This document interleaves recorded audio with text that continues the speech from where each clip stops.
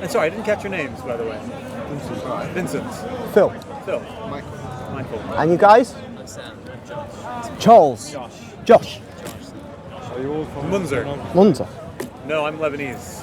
Where are you from? I'm from Australia. And I'm British. I'm British, but lived outside of Britain for a while. You're born in Brighton. Right, so let's say, yeah, that's for me. I accept all the councils, all the 21 ecumenical councils, Okay. and without any reservation. Though, of course, every council's documents require interpretation, That's right.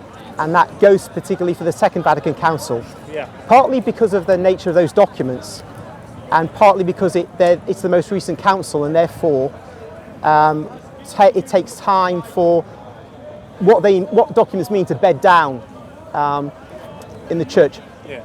And the biggest problem with the Second Vatican Council is that it was used as a vehicle by those who I would regard as heterodox Sure. to advance their agenda. Modernists and things like that. Yes.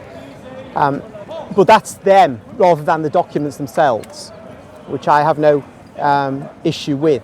I mean, if one could fairly say, well, perhaps it would have been better if there had been no council, or not that council, or not then.